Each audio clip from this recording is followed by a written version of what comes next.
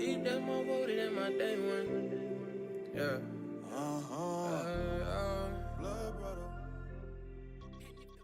What's good, Forum family? Here we are today, gathered for another dissection. Episode 2 of the first season of Teen Titans is a classic that introduces an iconic character and begins to lay the foundation for what would make the show so popular. Character dynamics that don't crumble when they're exposed to air, character drama that's relevant to the characters themselves, and production quality that ages the show like fine wine. And so let's take a look at the second ever episode of Teen Titans, titled Sisters.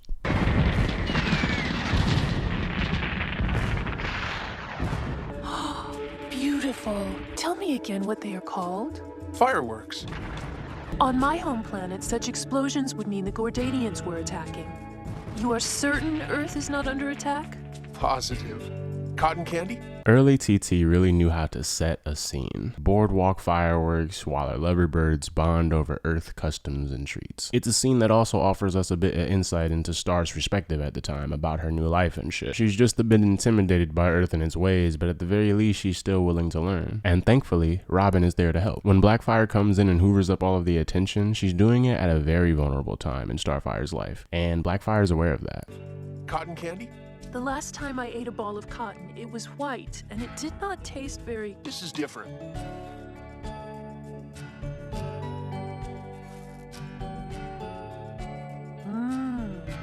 Oh, it vanished! Yeah, it'll do that.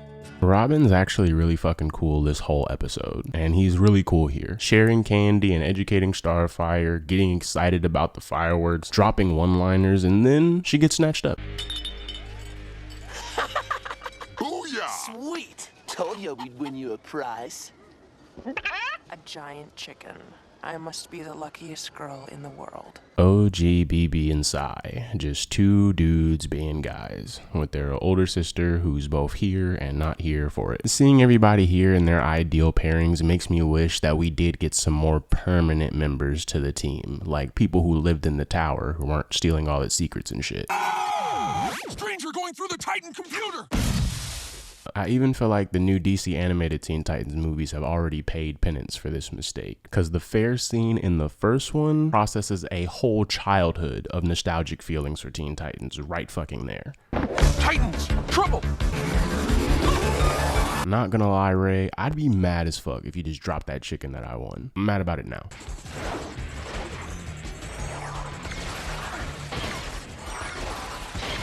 No more chasing now, please!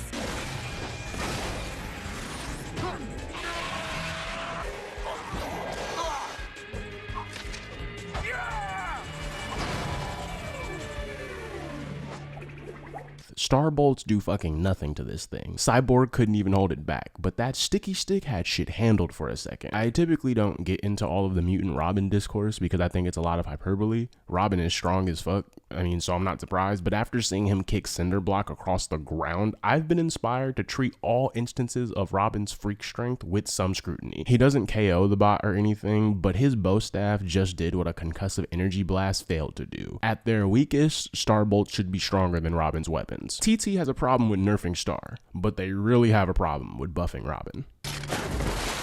So, did we just win? Come, friends, I shall thank you for my rescue by reciting the poem of gratitude, all 6,000 verses. I see you haven't changed a bit.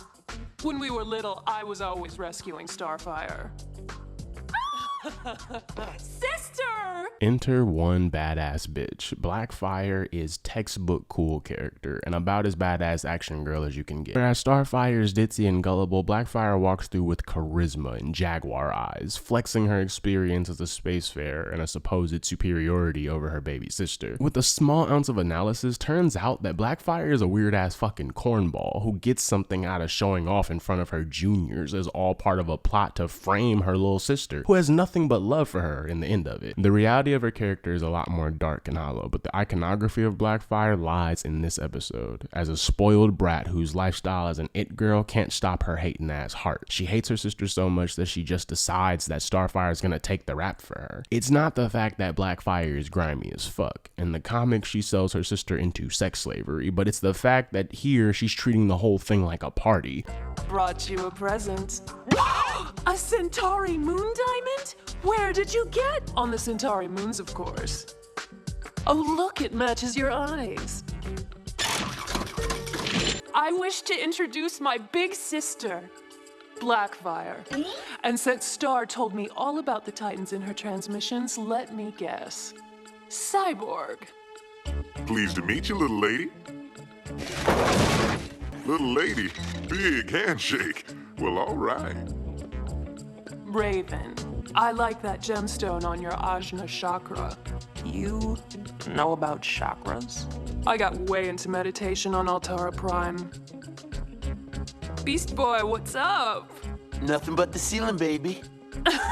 Good one. Oh, I am loving this cape. It's positively luscious. She's strong, she's cultured, and she knows how to schmooze. That small detail about Starfire's transmissions clues you into the fact that Blackfire has had time to formulate an approach for all of the Titans. That's why this shit goes off without a hitch. It's a tactic at play. And Starfire's so genuine that she probably can't even fathom Blackfire doing her like that. Or more realistically, Blackfire's probably gaslighted her so much that it's hard to call it either way. Even Blackfire taking over the introductions was in service of making Starfire feel small. And when Starfire says that Blackfire hasn't changed, that's letting you know that she does this all the time. And this mask makes you look very mysterious. Knowing Miss 1,000-page poem, Starfire has probably been more than forthcoming with her feelings about the team, and of course Robin in her transmissions, so it's very noticeable that Blackfire spends just a little bit more time on him, most likely aware of Star's feelings for him. So, beloved sister, what brings you to Earth? I was in the quadrant. And Blackfire also isn't slick, the way that she's distancing herself from Star whenever she tries to get close to her. That's also intentional. I needed a rest. Nearly got sucked into a black hole on the way here. Black hole. No way. Okay, I'm cruising through the Draconis Nebula. The way she name drops and uses terms that none of the team are even in a place to scrutinize. I don't know if Blackfire is a criminal mastermind or whatever. I mean, like, all of this is about a fucking necklace, but she's very precise with this shit. She doesn't just manipulate, she's doing it with a level of fervor that's hard to catch, which makes the whole thing seem like a very well thought out endeavor. And speaking of the Rookies, Dobby would love Blackfire. Instantly developing connections with the team, passing evidence off to the patsy with a distracting compliment, and snatching all the attention and support away from Star. Because mind you, this all happens after the traumatic situation of strange mechanical creatures trying to kidnap her when she was having an outing with her friends, the only family she has on this planet. What was supposed to be an evening of togetherness unfolds into Starfire feeling very tiny, all because of Blackfire. I'm cruising through the Draconis Nebula and... Sister, that nebula is full of black holes. You know travel there is forbidden. Man, what the fuck is you talking Those about? fun things in life are. Now be a sweetie and bring me one of those sodas I've heard so much about. So anyway, I do think that her friend should have broke from the social trance and started to check Blackfire, because why are you talking to Star like that? And being more extreme, I think right here in that moment they should have beat her like she was the high five. But if one of my friends had a relative come in town and I just learned that they've been corresponding with this individual and I have no way to verify what they do or don't know, considering that we also just met her too, I might be inclined to feel like how y'all talk to each other isn't any of my business. It's just like, who the fuck do you think you are coming in her home telling her to get you sodas? And then I can also understand feeling like, well, if Star didn't say anything and then she went to go get the soda, her sister is a visitor and all that shit. It just really sucks for Corey, because in reality, she's keeping a lot of her dynamic with Blackfire close in hopes of just saving face. Our target was not located. The drones have failed. Have they? The one that probed Earth did not return. That is where we will find the girl. Who the fuck are these guys? Because the Manhunters, they are not. Manhunters would have crashed in ready for a wreck, like Atlas or some shit. Manhunters would have skinned Robin alive and turned Jump City into a fucking crater, dude. What the hell? sister? Sister, I seek your companionship. And then, as usual, Starfire is just thorough as fuck. Real generous and real genuine and loyal to a fault. Actively seeking connection and time with her sister despite how small she can make her feel. Anybody would be lucky to have a sibling that cares for them like Starfire does. And that probably makes Blackfire's hating ass hate her even more. Tell me, have either of you seen Blackfire? Blazing Bee? She was here just a second ago. Blazing B. I'm a jealous ass friend. I would be on your ass, cause where the fuck is my nickname? And no, just shortening my original shit does not count. Oh yeah, back in the lead. What fun! May I join your game? Winner plays Blackfire. Yeah, she rules at this game. Damn nigga, but I can't get a turn though? Like, that's cool and all, but after y'all do that, I can get a turn and then y'all play Blackfire? Like, that's fucked. Like, she's gonna hop all the way off of Robin's dick and run back into the living room in time to play this game. Okay. I see. Is my sister in there? No. Oh. Might you wish to hang out with me? We could visit your favorite depressing cafe. Already been. It was open mic and Blackfire wanted to share. Your sister's poetry is surprisingly dark. Raven's just as much as a shut-in as Starfire is, so I don't really have anything to say about this. Robin, Beast Boy, and Cyborg are men, so they acting like that because they just act like that. Low-key, that's what the Puppet King episode was about. But Raven don't give a fuck, so Starfire's kind of out of luck. And to be fair, as an introvert, I too be sussing out when the nice guy just doesn't have anyone else to hang out with and wants to be generally positive around me. Nah, go do that shit somewhere else. That's perfect, Robin. Hold me just like that and...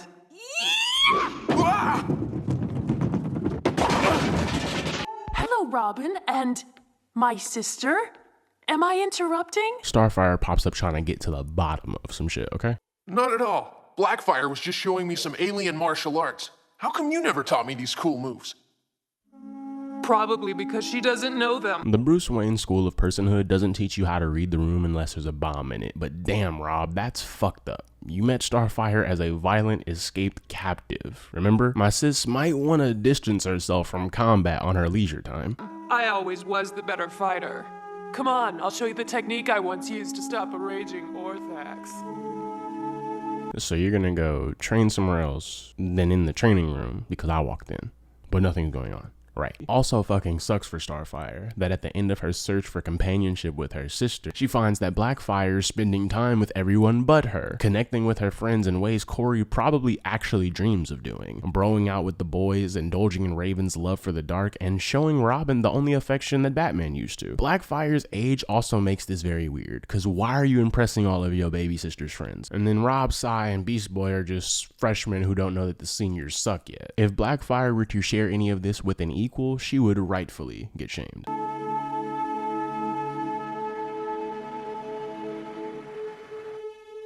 Friends, I invite you to join me in the togetherness of a stay-home movie night. I bring you popcorn and non-cotton candies.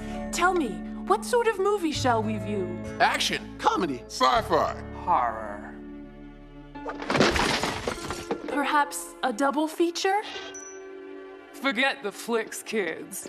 We're going out. We are? Where did you... Are those my... Heard about a party downtown. Cool crowd, hot music. Yeah. I'm in. Why not? And it's in a creepy rundown warehouse. Woo. I am a party animal.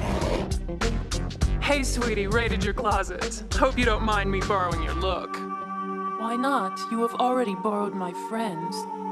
Now, wearing my girl's clothes is fucking crazy, but pay attention to the reveal. Completely overshadowing Star's plans for her team, disrespecting her space and boundaries by wearing her clothes, not addressing it until she's ready to, and when she does, it's a throwaway, hope you don't mind, on the way out the door. The use of sweetie here is also a bit dehumanizing because, bitch, you know my name. At least you know it enough to wear my motherfucking clothes. And then, of course, the word rated is used to make Starfire comfy with abrasive actions against her. It turns the invasion of your space and privacy into no big deal. Now that Blackfire has sufficient connections to her friends, she feels comfy enough to openly disrespect Corey, knowing that her friends aren't socially inept enough to pick up on it, if she gives a fuck at all. And of course, who would mind their sister borrowing their clothes, am I right? Joan and Tony would have been all over Blackfire, is what I'm saying. This is also the third time that Blackfire could have been doing something with her sister, but chooses not to. The only time they get alone this whole episode is when Star confronts Blackfire about her bullshit.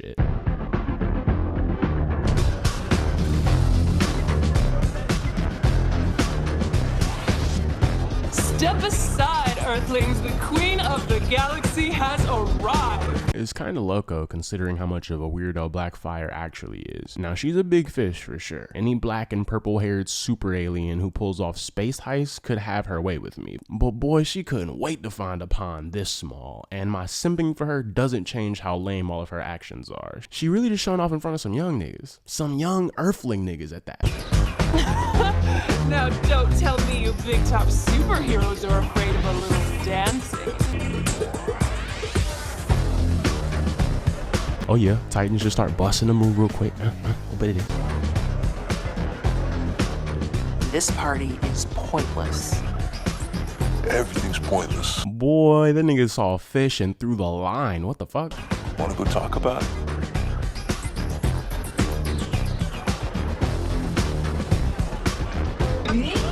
Hey, hot alien girl. You digging the scene? I did not know we were supposed to bring shovels.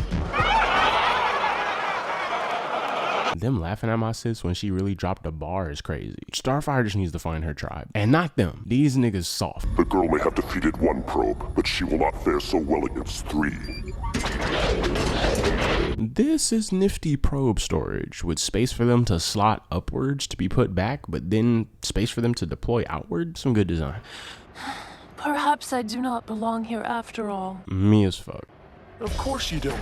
You belong down there having fun with the rest of us. What's wrong?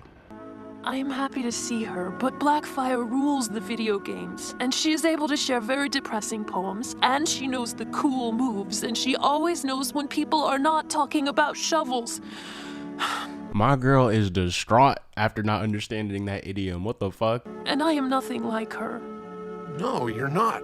And Robin's dense in a group, but he's no dummy. And him coming up here to check on Star is much more attentive than he has been the whole episode. However, he could have started his reassurance a bit differently. think. How do I look? Here comes her hating ass. Pink, look, can you give us a minute here? Oh, I love this song!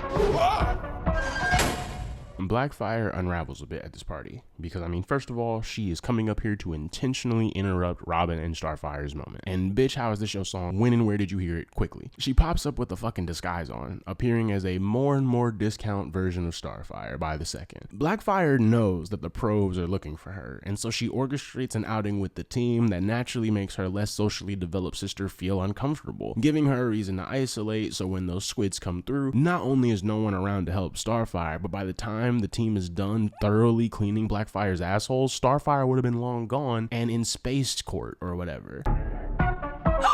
Oh, I love this song! For as nonchalant as she is behaving, Blackfire is clearly obsessed with sis and has an eye on most of what she does. She would have to. When Starfire comes home, Blackfire has conveniently already spent time with everyone, and as soon as Star wants to do something, she pops in to steal the attention once more, overshadowing whatever the fuck Star wanted to do, in her clothes no less. And even though she wanted to party and is the queen of the galaxy, she can't stand to let Robin and Star have any alone time, finding them very shortly after Robin shows up in the first place. And feelings aside, she just doesn't need anyone in the way to stop this framing. Right after this little character-breaking pout, she makes up a reason to just whisk Robin away, because after all, he is just one of Star's Earth toys. At least that's how Blackfire has been treating her friends, as set dressing that she can use at any time to just make Starfire feel bad. Blackfire's actually cooking. If this is Parasite or some shit, and it was told from her side, we're in the final act, you know? With context and analysis, this scene is some nasty work, and one has to wonder what Starfire has done to deserve this punishment. When they ask you about early Teen Titans, tell them about this right here.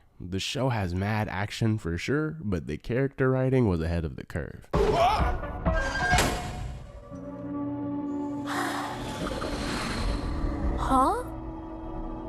Oh, it's just prolific art department guy Alex Soto, you know, bringing your childhood to life in this bitch while I get my billboard on in the background. No big deal.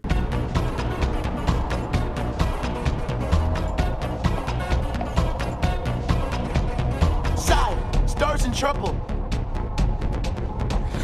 Now, are the bots targeting the team because they're smart enough to know to neutralize prior resistance? Or is this just happening like this because they're the villains of the story? Smart bots or dumb plots? You decide. So, you like show tunes? Non-superhumans getting the fuck out of there.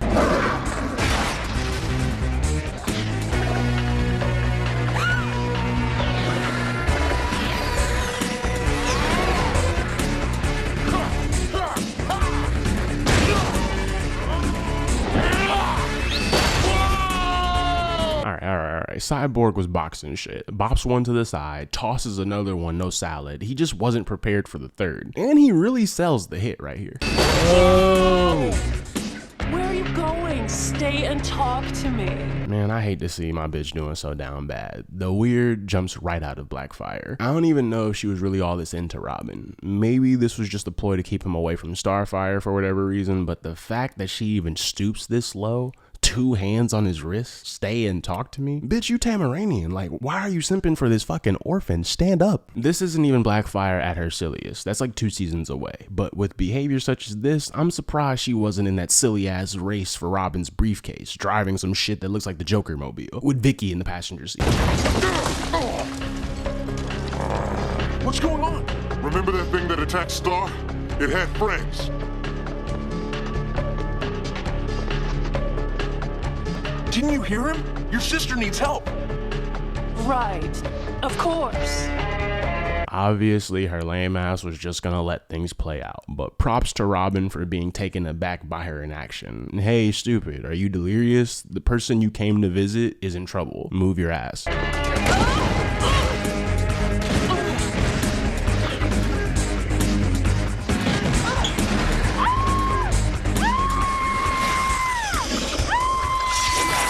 Boy, Starfire got to hollering. What the fuck? Teen Titans, go! Did we need half the team to say that? Robin, you weren't here for the start of the fight, so like Cyborg's a little bit confused.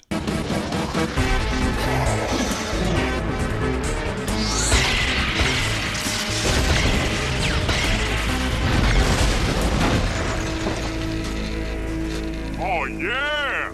Good times! Nice shooting, Tex.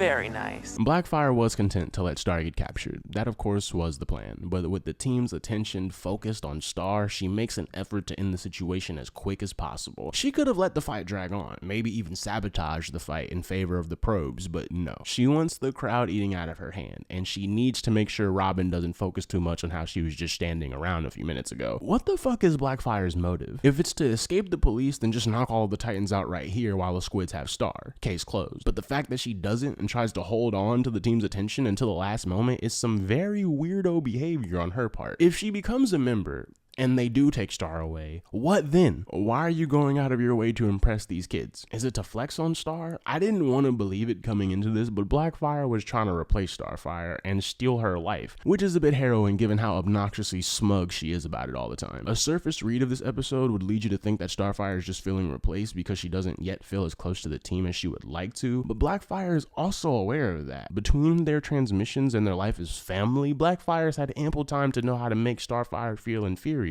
It's something she comments on. That's what makes this all so rotten, and proof that jealousy really can be cruel as the grave. Starfire does nothing but admire and love Blackfire, who in turn goes out of her way to make being above Starfire look effortless and matter of fact, when she instead wants nothing but to wear her face. That's why a nigga gotta be about himself, twin, because what did I do to deserve this punishment? Whole time, it's actually very telling that Blackfire thought that the team was just gonna default to her in the event that Starfire gets captured. That must be how low she thinks of herself, because she can't possibly think that of Starfire. Otherwise, she wouldn't be going through all of this trying to be her.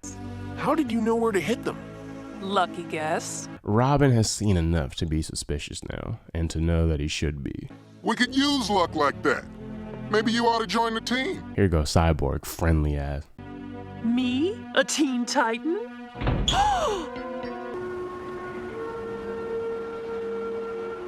she will be a better Titan than I ever was. Were you just going to leave without saying goodbye?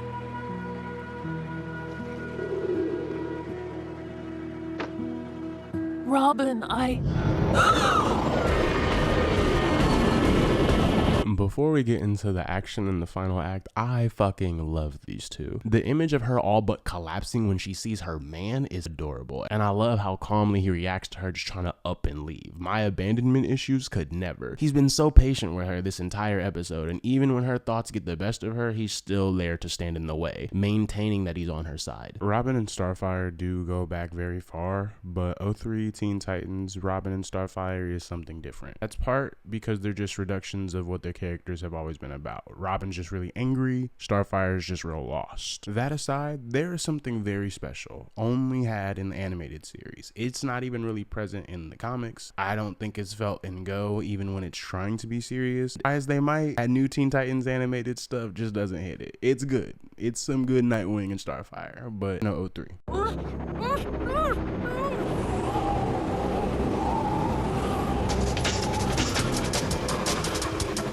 Nobody's taking her away. My friend stays here.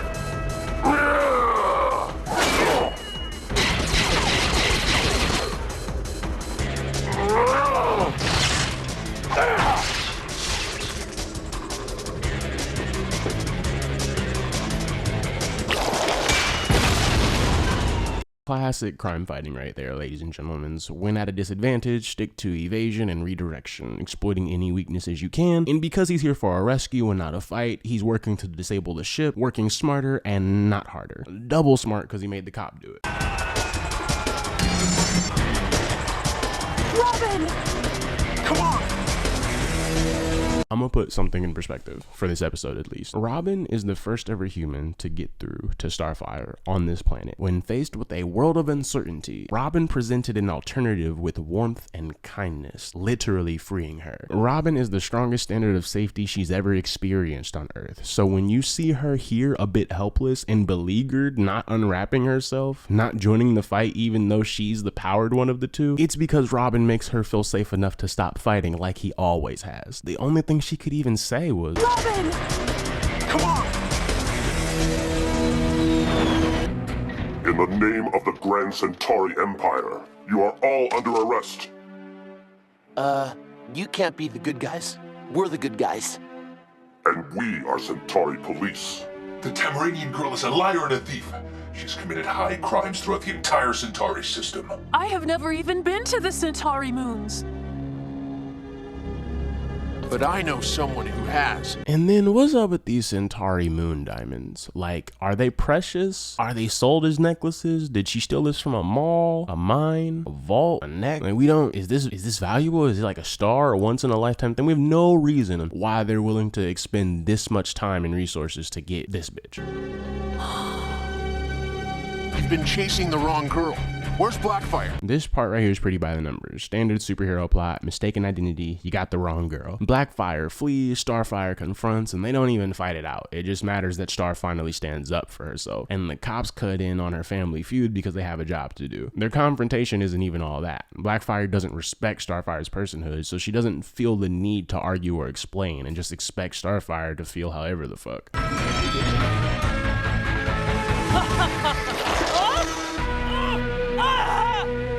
Blackfire of Tamaran, you are under arrest. Farewell, sister. Although you did betray and attack me, it was still very nice to see you.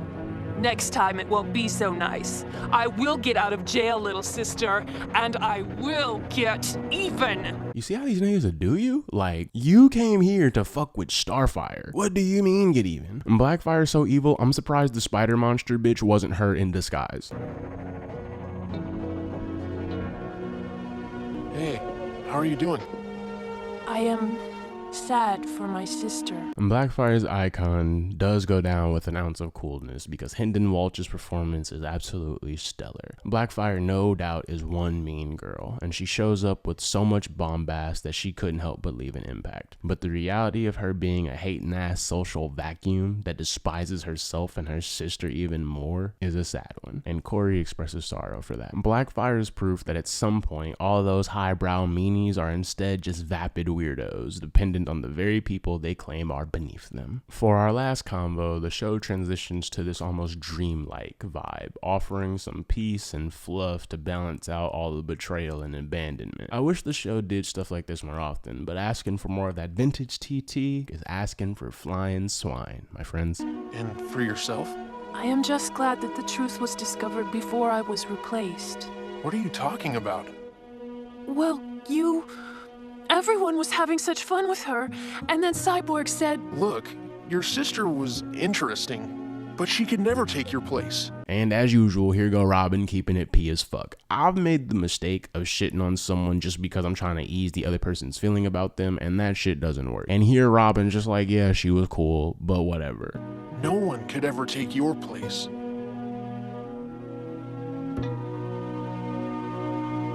After finally airing her fears, Starfire is reassured of her place on the team, and presumably in Robin's heart. And so that was Sisters, everyone. Second episode of the show that's to blame for Teen Titans Go. We see the team's dynamic get tested, we see families squabbling, social stuff. It's all a fun ride, and it's a nice episode to be studied for Robin and Starfire's relationship. Characters like Blackfire and their time on the show is a large part of why the Titans are as pop as they are today, and it was a pleasure breaking it down with y'all. This is The Forum, and this has been another dissection. See you soon. We stuck together cause we brothers and we built like glue. And even though we cut ties, can't change our history. Hard to forgive you after all the shit you did to me. I miss Lil' Bro, I know he missing me. Back to the wall, I know you killed for me. I lost my brother and it's killing me. Everything you hear around town ain't the real. Niggas I thought was my partner open their mouth and squealed. Used to go crazy for